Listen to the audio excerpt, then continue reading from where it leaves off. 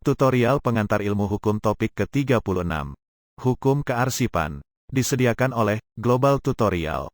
Dalam menjelaskan pengertian hukum kearsipan, diperlukan kejelasan tiap kata yang membentuk konsep hukum kearsipan itu sendiri, yaitu kata hukum dan kata kearsipan. Secara etimologis istilah arsip dalam bahasa Belanda yaitu archief, dan dalam bahasa Inggris disebut archive, berasal dari kata arche, bahasa Yunani yang berarti permulaan.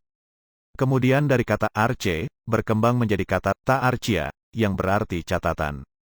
Selanjutnya kata ta'archia, berubah lagi menjadi kata archeon, yang berarti gedung pemerintahan. Gedung yang dimaksud tersebut, juga berfungsi sebagai tempat penyimpanan secara teratur bahan-bahan arsip seperti catatan-catatan, bahan-bahan tertulis, piagam-piagam, surat-surat, keputusan-keputusan, akte-akte, daftar-daftar, dokumen-dokumen, peta-peta, dan lainnya. Dalam bahasa Inggris, arsip juga sering dinyatakan dengan istilah file yang artinya simpanan, yaitu berupa wadah, tempat, map, orner, kotak, almari kabinet, dan sebagainya yang dipergunakan untuk menyimpan bahan-bahan arsip, yang sering disebut sebagai berkas. Berdasarkan fungsinya, arsip dibedakan menjadi dua, yaitu, 1. Arsip dinamis. Arsip yang masih dipergunakan secara langsung dalam perencanaan, pelaksanaan, dan atau penyelenggaraan administrasi perkantoran. 2. Arsip statis. Arsip yang tidak dipergunakan lagi secara langsung dalam perencanaan, pelaksanaan, dan atau penyelenggaraan administrasi perkantoran. Beberapa ahli hukum sulit untuk memberikan definisi hukum seperti halnya dikatakan Immanuel Kant 150 tahun yang lalu, Noch suchen die Juristen eine Definition zu ihrem Begriff von Recht. Pernyataan ini yang jika diterjemahkan berbunyi, tidak seorang ahli hukum pun yang mampu membuat definisi tentang hukum. Paul Scholten mengatakan, siapa yang berkali-kali belajar menimbang pendapat hukum yang satu terhadap pendapat hukum yang lain dengan menginsyafi bahwa kedua-duanya pendapat itu ada juga sesuatu yang dapat dibenarkan, hanya dialah yang dapat menjadi sarjana hukum. Dengan demikian istilah arsip berasal dari kata arche ta'archea archeo archivum. Archium dapat diartikan, 1. Permulaan, 2. Jabatan, 3. Fungsi, 4. Peradilan, bursa hukum, 5. Dokumen-dokumen, 6. Catatan-catatan kertas kerja bidang pemerintahan 7. Balai Kota, bangunan pemerintah. Dasar hukum kearsipan di Indonesia adalah Undang-Undang Nomor 43 Tahun 2009 tentang kearsipan sebagai pengganti Undang-Undang Nomor 7 Tahun 1971. Menurut Pasal 1 Angka 2 Undang-Undang Nomor 43 Tahun 2009 tentang kearsipan, arsip adalah rekaman kegiatan atau peristiwa dalam berbagai bentuk dan media sesuai dengan perkembangan teknologi dan informasi dan komunikasi yang dibuat dan diterima oleh lembaga negara, pemerintahan daerah, lembaga pendidikan, perusahaan, organisasi politik, organisasi kemasyarakatan dan perseorangan dalam pelaksanaan kehidupan bermasyarakat, berbangsa dan bernegara. De Liang Gi dalam Kamus Administrasi Perkantoran, mengartikan arsip sebagai kumpulan warkat yang disimpan secara teratur, berencana, karena mempunyai suatu kegunaan agar setiap kali diperlukan dapat cepat ditemukan kembali. Sebagai intinya arsip adalah himpunan lembaran tulisan, catatan-catatan tertulis yang disebut warkat, yang harus memenuhi 3 syarat yaitu, 1. Disimpan secara berencana dan teratur, 2. Masih mempunyai suatu kegunaan, 3. Dapat ditemukan kembali secara cepat. Selanjutnya De Liang Gi memberi beberapa pengertian, 1. Badan kearsipan adalah suatu organisasi, instansi, atau kantor yang bertugas menyimpan dan membicarakan arsip untuk suatu kesimpulan. 2. Ilmu kearsipan adalah sekelompok pengetahuan teratur yang mempelajari hal ihwal dokumen. Dokumen atau warkat-warkat sejarah yang berharga dari suatu keluarga, badan swasta, masyarakat atau organisasi pemerintahan sangat penting untuk keperluan penelitian atau sumber-sumber keterangan di kemudian hari. Lembaga administrasi negara mengartikan arsip sebagai segala kertas naskah, buku, foto, film, mikrofilm, rekaman suara, gambar peta, gambar bagan dan dokumen-dokumen lain dalam segala macam penciptaannya dan yang dihasilkan atau diterima oleh sesuatu organisasi atau badan, sebagai bukti dari tujuan organisasi, fungsi prosedur pekerjaan atau kegiatan pemerintahan lainnya atau karena pentingnya informasi yang terkandung di dalamnya. Kearsipan berasal dari suku kata arsip, yang mendapat imbuhan awalan ke dan imbuhan akhiran an. Menurut Undang-Undang tentang Kearsipan, pengertian arsip adalah 1. Naskah-naskah yang dibual dan diterima oleh lembaga-lembaga negara dan badan-badan pemerintahan dalam bentuk corak apapun, baik dalam keadaan tunggal maupun berkelompok, dalam rangka pelaksanaan kegiatan pemerintahan. 2. Naskah-naskah yang dibuat dan diterima oleh badan-badan swasta dan atau perorangan, dalam bentuk corak apapun, baik dalam keadaan tunggal maupun berkelompok, dalam rangka pelaksanaan kehidupan kebangsaan. Sir Hirari Jenkison mengartikan arsip sebagai semua surat-surat dan kapi yang telah dibuat atau dipergunakan di sebuah kantor atau executive transaction. T.R. Schellenberg mengartikan arsip dari suatu badan pemerintah atau swasta yang diputuskan sebagai berharga untuk diawetkan secara tetap guna keperluan mencari keterangan dan penelitian yang disimpan pada suatu badan kearsipan. Kemudian S. Muller, J. Veit dan R. Fruin mengartikan arsip sebagai keseluruhan dokumen-dokumen tertulis, lukisan-lukisan dan barang-barang cetakan yang secara resmi diterima atau dihasilkan oleh suatu badan pemerintahan atau salah seorang dari pejabat-pejabatnya sepanjang dokumen-dokumen itu dimaksudkan untuk berada di bawah pemeliharaan dari badan itu atau pejabat tersebut. Heinrich August Erhard mengartikan arsip sebagai suatu kumpulan yang terjadi dari kegiatan administrasi yang telah dikerjakan, kemudian disimpan untuk kepentingan sejarah sebagai bukti tertulis. Margaret Odell dan Earl Strong mengartikan arsip sebagai fakta-fakta tertulis yang diketahui tentang peristiwa-peristiwa atau kegiatan dari organisasi. Records dapat terwujud dalam bentuk surat-surat, data-data, barang-barang cetakan, kartu-kartu, lembaran-lembaran atau buku-buku dalam mana dicantumkan fakta-fakta. William Benedon mengartikan arsip sebagai sesuatu kertas, buku, potret, film kecil, peta, lukisan, bagan, kartu, pita magnetis atau sesuatu salinan ataupun cetakan dari itu yang telah diciptakan atau diterima oleh sesuatu perusahaan itu atau satuan-satuan pelaksananya dan telah dipergunakan oleh perusahaan itu atau satuan-satuan pelaksananya ataupun penggantinya sebagai bukti dari kegiatan-kegiatannya atau karena adanya keterangan yang terkandung di dalamnya. Terdapat beberapa prinsip dasar kearsipan sebagai berikut. 1. Arsip diciptakan oleh masyarakat dan untuk masyarakat sehingga tujuan kearsipan tidak terlepas dari tujuan masyarakat. 2. Perlindungan dan penyelamatan arsip. 3. Kearsipan dan arsip itu sendiri sebagai catatan-catatan, naskah-naskah. 4. Sebagai lembaga. 5. Fungsi organik. 6. Arsip sebagai perwujudan ide dan gagasan manusia. 7. Arsip lebih sekedar informasi baik dalam bentuk fakta maupun detail. 8. Arsip sebagai cermin kehidupan. 9. Arsip sebagai suatu kesatuan yang utuh dan mandiri. 10. Arsip mewakili ingatan manusia. 11. Arsip senantiasa tetap dan dapat dipercaya. 12. Arsip merupakan kebudayaan dan peradatan. 13. Arsip sebagai bukti apa yang menjadi gagasan dan apa yang diputuskan. 14. Arsip sebagai ekspresi pengetahuan dan pengalaman. 15. Arsip sebagai suatu bahan dan arsip sebagai suatu lembaga yang spesifik. 16. Arsip disajikan untuk setiap pemakai jasa arsip tertentu. 17. Pemerintah mengatur dan mengawasi para arsiparis. Tujuan kearsipan adalah untuk menjamin keselamatan bahan pertanggungjawaban nasional tentang perencanaan, pelaksanaan dan penyelenggaraan kehidupan kebangsaan serta untuk menyediakan bahan pertanggungjawaban tersebut bagi kegiatan pemerintah. Pasal 3 UU Nomor 7 Tahun 1971 tentang ketentuan-ketentuan pokok kearsipan. Beberapa perbedaan antara kearsipan dan perpustakaan adalah sebagai berikut. 1.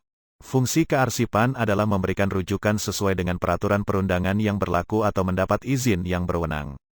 Sedangkan fungsi perpustakaan meminjamkan buku kepada anggotanya sesuai dengan peraturan perpustakaan yang berlaku. 2. Dari segi bahan atau koleksi kearsipan yang disebut arsivalia tidak ditulis oleh orang per orang, tetapi disusun atas nama lembaga tertentu. Walaupun dalam arsip terdapat gagasan, penjelasan dan komentar, tetapi tidak secara khusus untuk mempengaruhi orang tertentu, pembacanya. Arsip diciptakan, tercipta tidak direncanakan, tetapi tercipta secara wajar dan keberadaannya wajar pula. Arsip lahir akibat terjadinya kegiatan sehari-hari digunakan sebagai sumber informasi, data tentang apa yang telah dikerjakan sebagai bahan perencanaan. Pelaksanaan dalam pengawasan arsip berkisar pada bentuk naskah, berkas, gambar, cetak biru, disket, disk, film dan sebagainya. Sedangkan bahan perpustakaan adalah hasil gagasan dan karangan baik yang berupa pendapat maupun berupa komentar yang dapat atau diperkirakan mempengaruhi pembacanya dengan pengarang penyusun yang berlainan orang.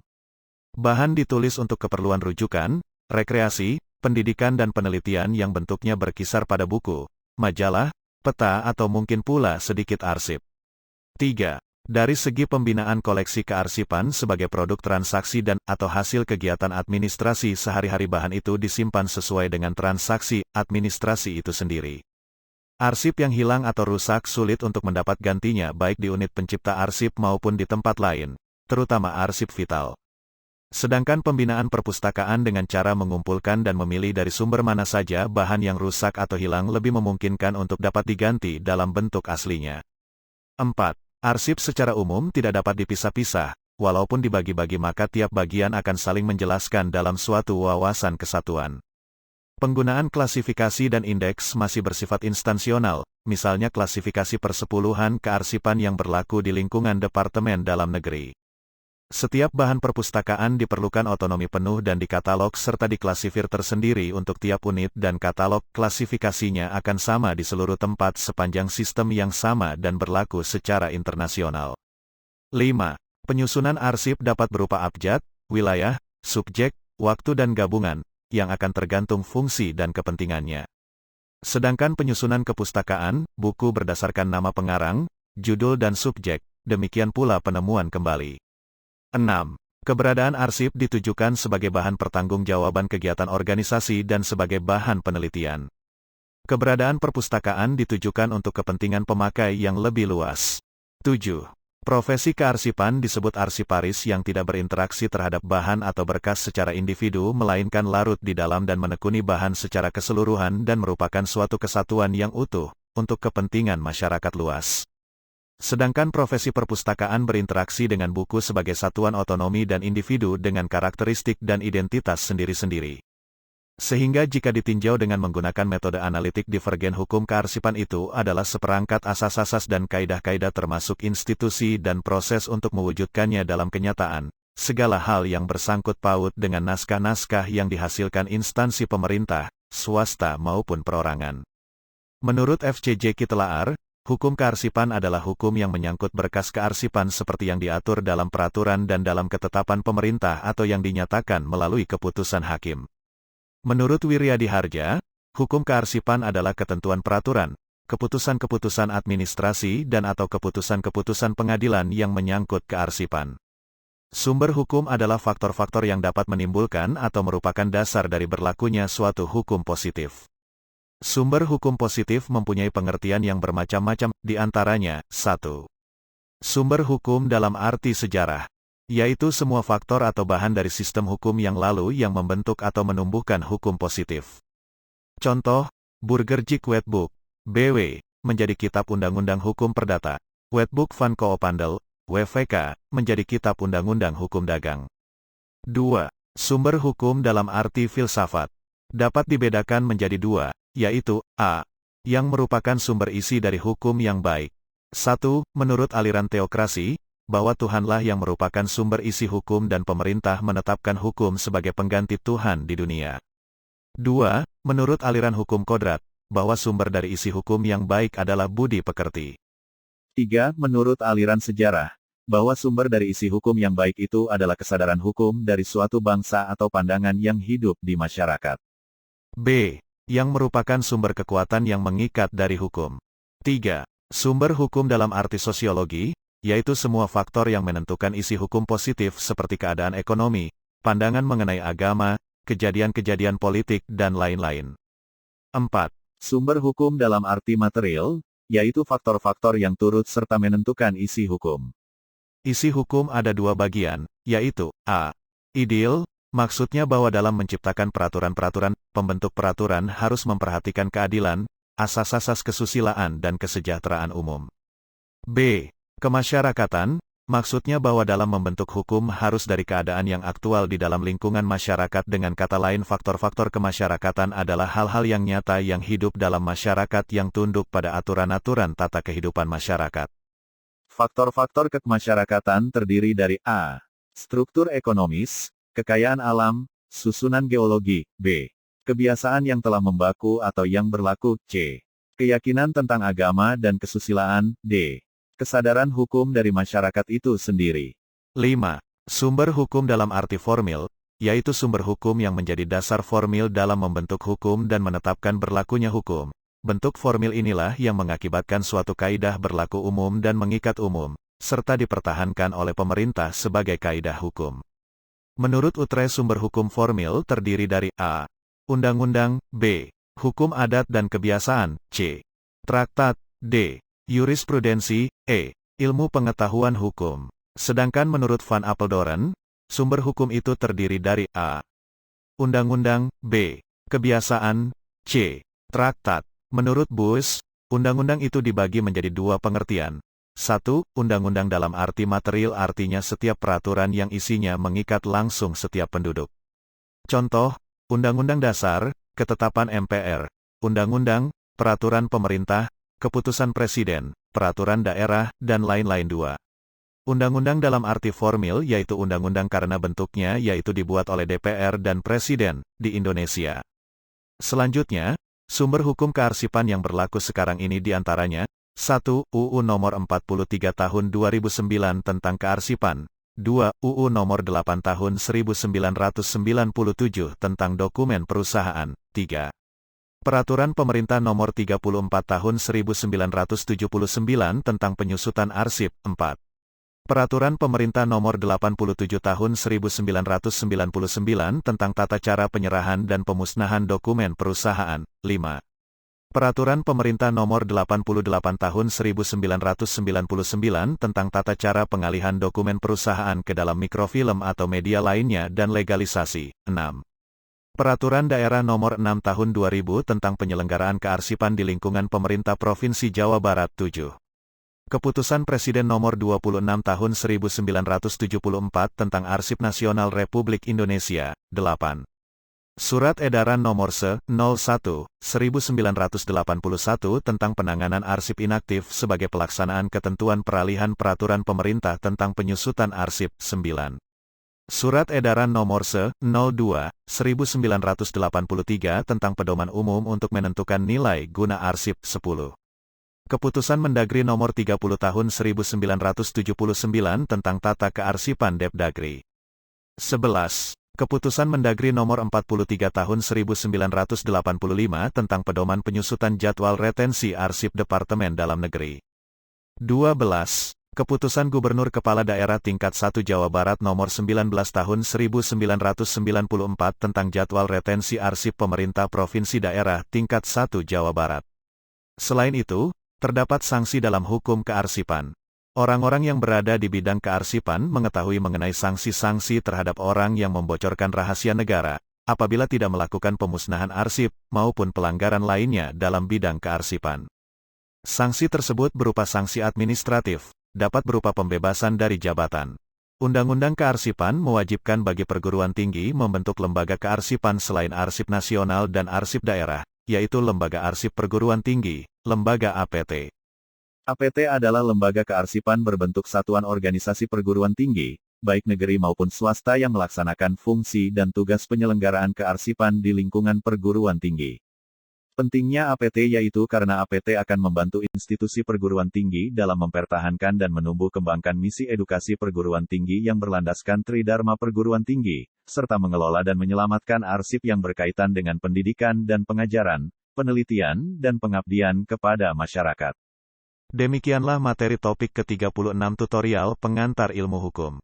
Channel Global Tutorial dipastikan sangat bermanfaat bagi siapa saja yang ingin menambah wawasan, termasuk mahasiswa perguruan tinggi negeri dan swasta manapun di Indonesia. Video tutorial juga dituturkan dan disubtitelkan agar dapat ditonton, dibaca sambil didengarkan.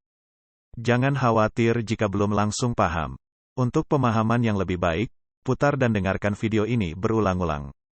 Subscribe dan like, agar Anda mendapatkan update tutorial lainnya.